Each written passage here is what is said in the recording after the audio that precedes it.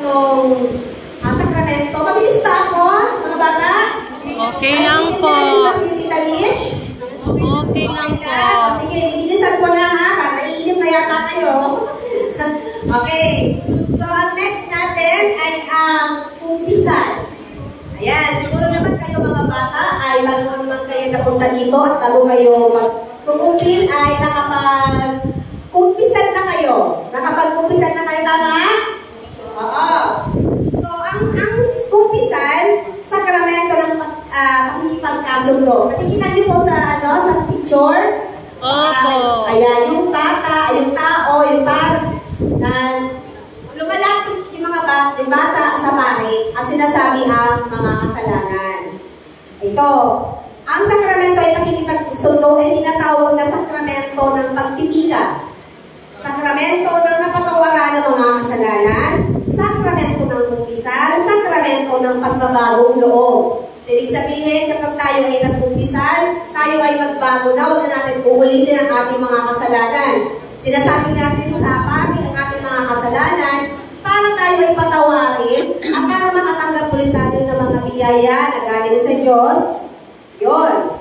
So, ito na. Yun, sinasabi ko na ito.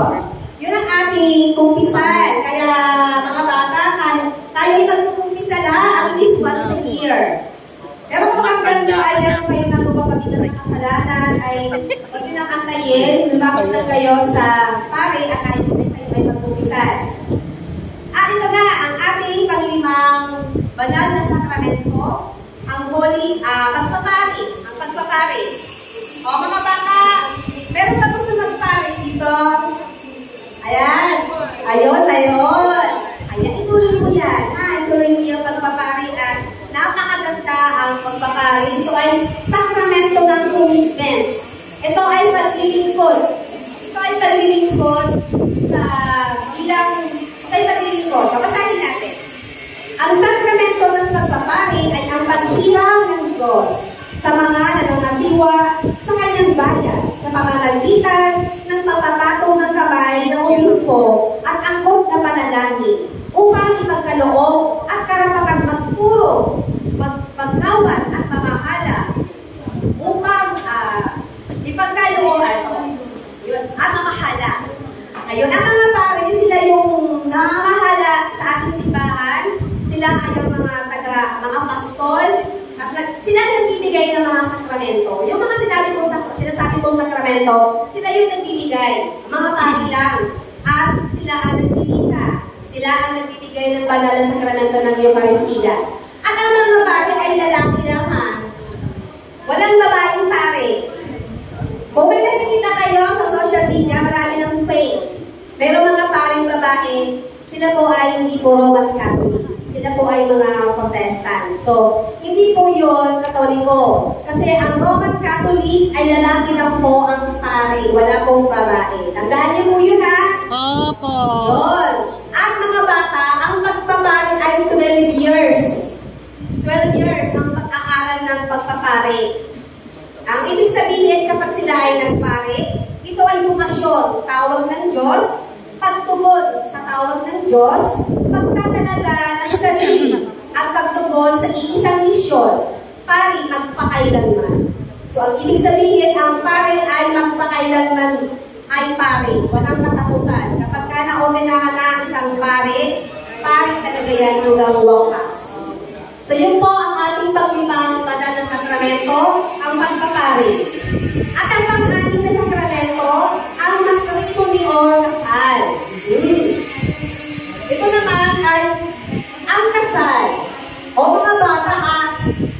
mga bata pag kayo nakangiti, ang kasal ay ito para sa inyo. Mga bata pa kayo, 12 years old pa lang kayo ha. Wag muna, mag-aral muna. Opo. Dahil kasama siya sa banal na sakramento, ipapaliwanag ko na rin sa inyo para ma-idea na rin kayo, ituro niyo sa mga ate at kuya nyo na may mga crush na at mga boyfriend na. Yes po. Pag wala kayo nag-boyfriend, bata pa kayo. Pero, ang kasal ay banal na sakramento ito sa Katoliko. Ito ay para, tingnan nyo ang picture. Ito ay para sa babae at lalaki lang ha, lalaki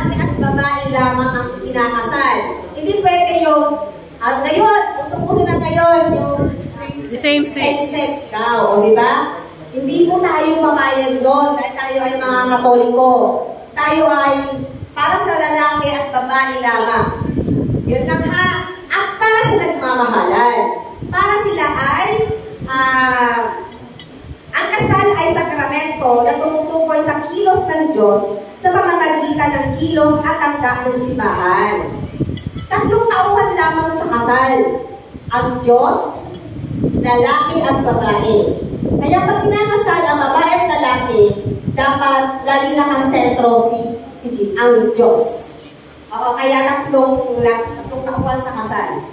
Ang layunin ng kasal, pag-isahin ang lalaki at babae nagmamahalan. Sa loob. Ayan, upang maging kamagkalikha ng Diyos.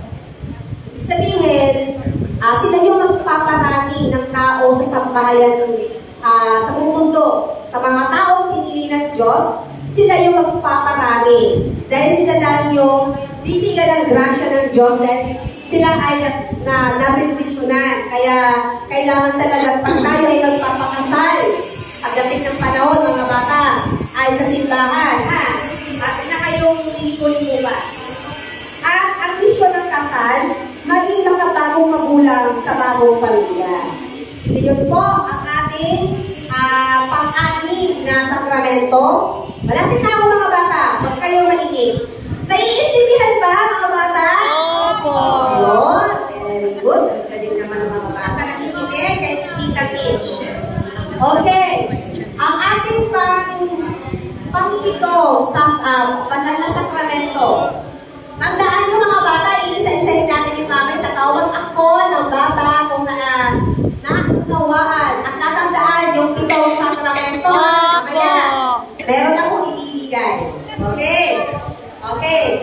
Ang pinaka-huli na ilan ba ang 7 sakramento? 7. Yes, sinabi mo na.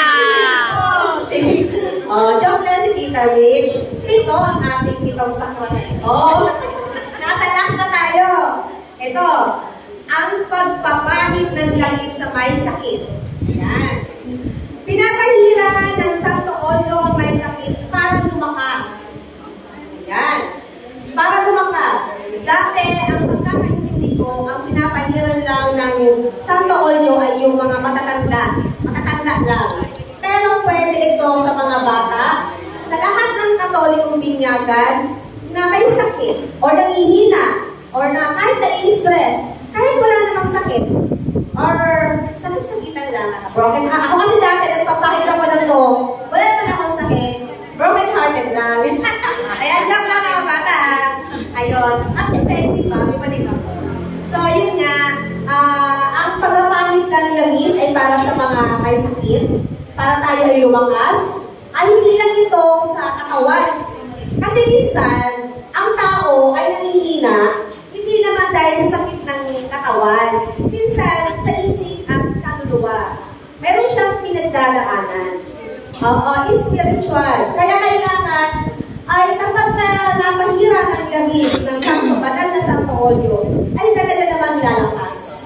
At ito nga ang sinasabi dito, kapag kung ang may sakit na talagang kukunin na ni Lord, ang kaluluwa ng may sakit ay hindi na makukuha ng Diablo. So kapag may naghihingal na tayong nakilala, ay kapag napahira na ng banal na langis, hindi na nakakalapit ng Diablo. Ayan. Kasi nagpapaligsahan yung masama at mabuting espiritu.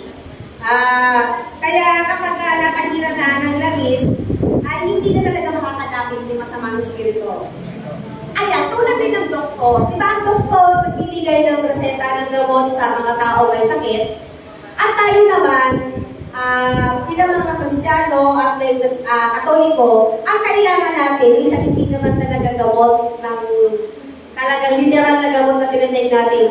Ito ay gamot na pagkaluluwa. So, yun po ang ating huling 7 sakramento, ang pagpapahid ng langis. So, naunawaan ba mga bata? Yes po. Ayun, ang gagaling naman ng mga batang ipong pila. Excited na talaga sa regalo ng Diyos. Yes. Ayan. O mamaya, regalo. May 7 regalo ha, na ibibigay sa atin ang Espiritu Santo. Mamaya. Pero bago magsimula, tatawag na ako mabilisan lang kung sino ang nakatanda ng 7 sakramento. Ayan! Ano pangalan mo, Be? Ano pangalan? Alright. O, sige po. Sige. Sige, Bebe. Sige. Teacher, ang 7 sakramento ay binyag, kumpil, kahit hindi ko masunod teacher. O, sige na. O, basta 7 sakramento. Binyag, kumpil, sakramento ng pagpapahid ng langis, sakramento ng orden o pagpapari, sakramento ng matrimonyo,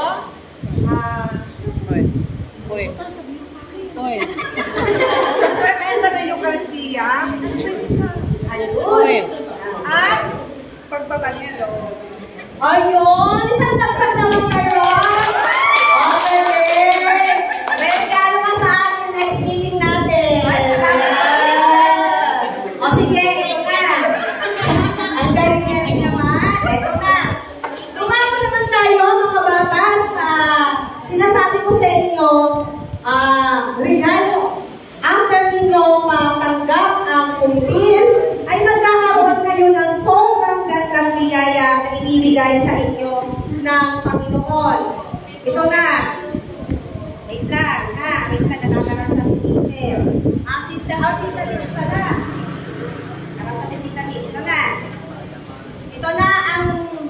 Ipapakilala ko naman sa inyo ang 7 kaloob ng Espiritu Santo. Okay, mga bata, ready na ba? Ito ay, after ninyo makumpilan, ito ang matatanggap ninyo na biyaya. Diba kanina, yung pinag-usapan natin yung mga sakramento ng binyag, yung Eucharistia, kasi natatanggap nyo pa lang naman, diba, binyag, Eucharistia, at nag-umpisal kayo, diba? Dadagdagan natin sa kumpil, mas matatatagin pa at patitibayin ang inyong pananampalataya dahil sa mga biyayang matatanggap ninyo dito. Ito ang 7 kaloob ng Espiritu Santo. May gustong sumagot? Sige, ano pangalan mo, bebe? Manilin. O sige, be, anong tanong? Regalo po ng Diyos ay Espiritu Santo, karunungan, kaalaman, pagkinawa, pagpapayo, kabanalan, pagkakatagan, banal na pagkatakot sa Diyos. Oy, ang galing naman! Isang bagsak! Ayan! May regalo ka rin kay Tita Mitch sa next meeting natin. Ayan, tama lahat yung sinabi niya. Pero isa-isahin natin, ha? Isa-isahin natin yung mga sinabi ni Marilyn, ni Baby Marilyn. Ito na! Ang 7 sakramento na kaloob ng Espiritu Santo sa mga kukumpilan ay ganito. Sino ang Espiritu Santo? Ang Espiritu Santo ay ang ikatlong persona ng banal na Santatlo. Ang aral ng banal ng Santatlo na nagsasabi ang Diyos ay isa na may 3 persona, ipinahayag ni Jesus nang sinabi niya, kaya humayon kayo at gawin ninyong alagad ko ang lahat ng bansa. Binyagan ninyo sila sa ngalan ng Ama, Anak at ng Espiritu Santo. At mababasa nyo sa Mateo 28:19. At sabi ko sa inyo mga bata, tayo ay magbasa ng Bible. So ito na, tama yung sinabi ni Marilyn. Mayroon pa tayong babasahin dito na ito, basahin natin. May Bible dyan, basahin natin para talaga ay mayroon tayong basihan. Nasa Bible ang mga Espiritu Santo. Basahin natin sa Isaiah 11:1. Diba? Basahin natin ha. Huwag kayo malinit mga bata. Ito. Ayan. Sa kanya mananahan ang diwa ng Panginoon. Ang diwa ng karunungan at ng kaunawaan, ang diwa ng payo at ng katibayan, ang diwa ng kaalaman at ng takot sa Diyos.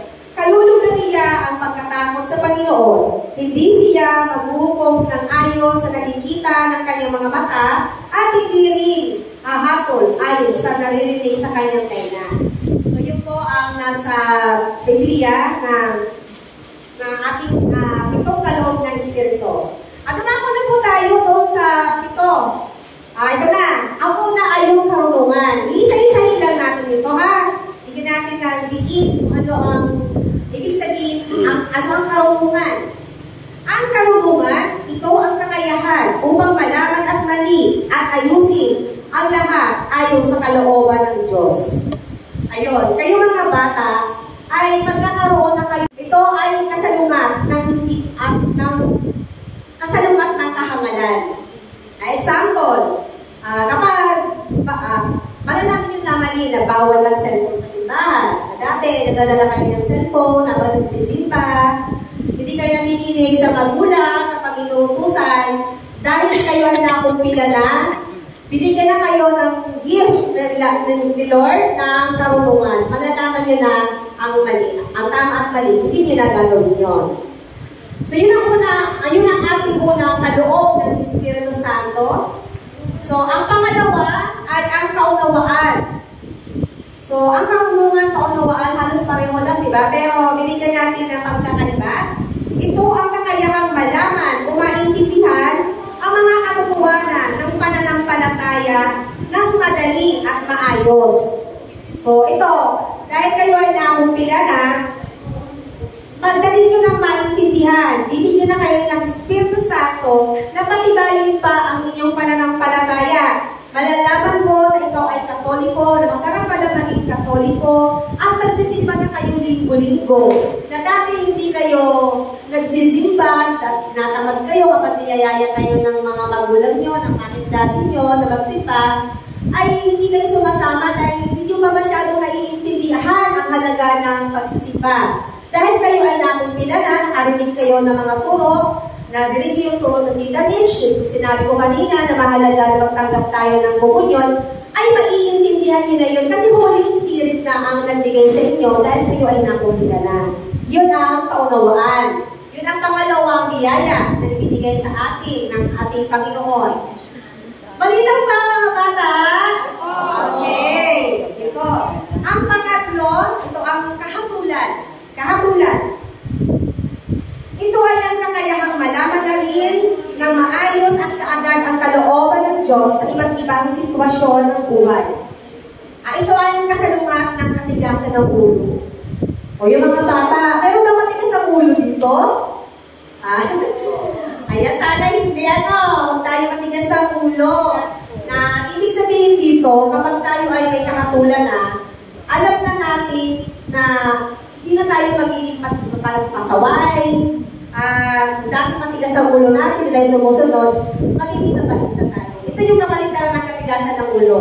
So, Holy Spirit ang gagaway sa inyo para tayo ay maguhin. Dahil ito ay grasya na galing sa Diyos na talagang mararamdaman natin yun. Na kahit hindi natin talaga gusto, pero dahil kalooban ng Diyos, meron tayong biyaya at tananggap. Ang Espiritu Santo ay magiging mabalik tayo. Mawawala ng katigasan natin sa ulo.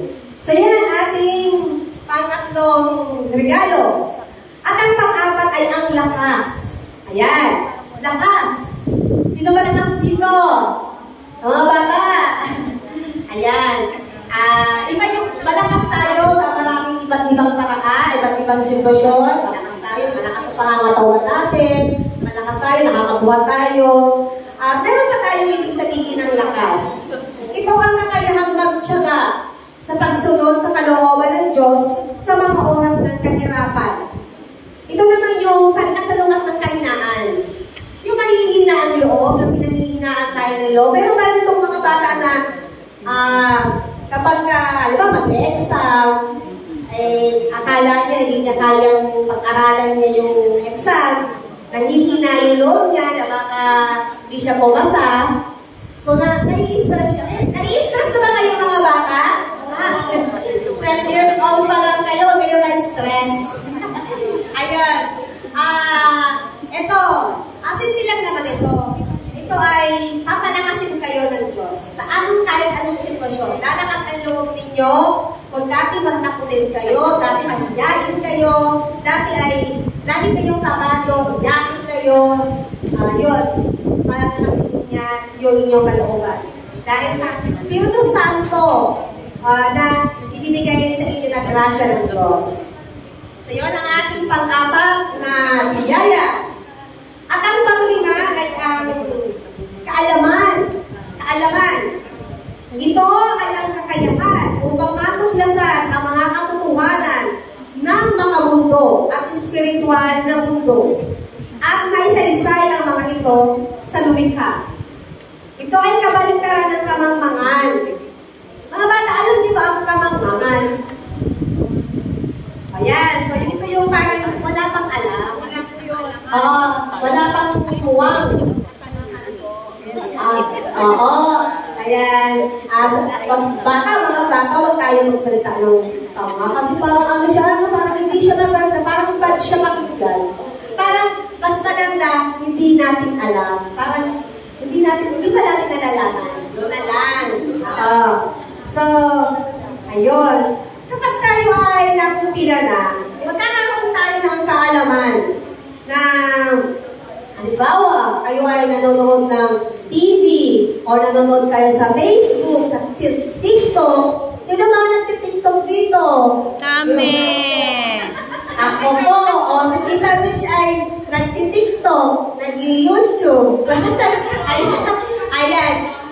Tayo naman ay malaya kahit anong gawin natin. Basta may control tayo. At kapag tayo naman ay nakumpila na at guided tayo ng Holy Spirit, hindi tayo mababayaan ni Lord.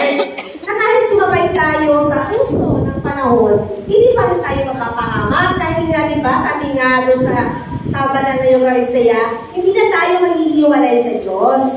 Ayun. Na kahit tayo ay nagtitiktok, basta may limitation lang. Kahit ako nga, nagtitiktok talaga ako. Pero pag siyempre nagating naman sa pagtuturo ko sa inyo, di ba, hindi naman ako nagtitiktok.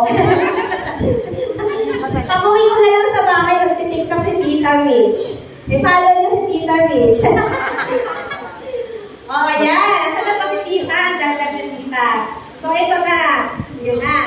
Kapag kayo ay may kaalaman na, malalaman nyo na kapag nakakita kayo sa social media, sa TV na hindi maganda, ay hindi nyo na panunuorin. Hindi nyo na i-share. Huwag nyo na i-share. Kasi hindi maganda kapag kayo i-share. Ayan, maganda i-share natin yung nakaka-inspire. Yung mga word of God, yung mga nakakatuwa, yung hindi nakaka-stress. At mga bata pa kayo, iwasan nyo muna ang social media. Basta yung kapaligtaran ng kaalaman. Pala yun. At ito na, padalawa na lang. Pagtatanong ulit ako mamaya, makinig mga bata. Sinabi rin pala kanina ni Bebe Manilin. Ayan. Ito na. Ang pang-ani na ating grasya or matatanggap nating gift galing sa Holy Spirit kapag kayo ay nakumpilan, ang pang-anim ay ang kabanalan. Yan. Gusto niyo ba maging banal? Mga bata? Yes po. Siyempre naman, gusto natin maging mabait? Yes po. Mahirap. Yan. Madali lang yan. Kaya tayo after natin mag-kumpil, ay kahit hindi natin gusto, yun nga sabi ko, kahit hindi natin gusto, si Lord gusto niya kasi binibigyan tayo ng Holy Spirit. At kapag tuloy-tuloy natin ginagawa yung mga utos niya, nag-isipa tayo, hindi tayo maghihiwalay sa Diyos. So yun. So ito na, dudako na tayo sa kabanalan. Ito ay ang kakayahan upang sambahin ng Diyos ng buong puso at mahalin ang ating kapwa tulad ng pagmamahal natin sa ating sarili. Ang totoong pagsamba sa Diyos ay ang ipapakita sa totoong pagmamahal sa kanyang mga anak. Ayan, ang kabanalan. Tayo ay banal, ay magpapakabanal tayo. Lagi natin uunahin si Lord. Malalaman na natin na mahalaga na uunahin natin lagi ang Diyos bago ang lahat-lahat. So yun lang, ang ating kabanalan. Kasalungat ito ng kasamaan. So, ito na, last na. Yay! Mga bata, tuwa-tuwa ka kayo. Last na. Ito na, ang pagkatakot sa Diyos. Ito na. Ang pagkakaroon na kayo ng takot sa Diyos, ha? Ito ay ang kakayahan upang igalang ang kanyang kapangyarihang Diyos at matakot sa kasalanan. dapat natin iwasan ang mga kasalanan, hindi upang matakot. Upang matatakot tayo, ang pagkatakot natin sa Diyos ay hindi para paparusahan niya tayo. Hindi tayo paparusahan ng Diyos kasi ang Diyos ay maawain. Siya ay magpapatawad. Kapag tayo ay nag-umpisa na, di ba? Buong puso niya tayong tatanggapin at mamahalin ulit. Ang pagkatakot sa Diyos, tayo ay matatakot tayo na masasaktan natin ang Diyos. Mga bata, kapag na tayo nagkakasala, nagkakagawa ng kasalanan, umiiyak si Lord, nasasaktan siya. So magkakaroon na tayo ng kaalaman na ayoko nang gumawa ng kasalanan. Kasi takot ako kay Lord, hindi dahil sa paparusahan ako, dahil hindi naman gano'n si Lord. Takot ako kasi iiyak si Lord, masasaktan siya. Mahalin ko si Lord, hindi mo siya sasaktan. Yun ang ibig sabihin ng pagkatakot sa Diyos. So yun na mga bata, sana naunawanin niyo yung paliwanag ni Tita Mitch. Naintindihan niyo ba mga bata? Yeah po! O ayan, so tapos na po si Tita Mitch. Yun, so, pero pag umalis si Tita Mitch sa inyong harapan, may tatawagin ako na magpapatuloy sa kaalaman pa ng about sa kumpil para matagdagan pa ang iba pa nating kaalaman. Kaya tatawagin ko na po ang aking kasabahang si Sister Ana. Sister Ana, thank you very much po sa inyong lahat.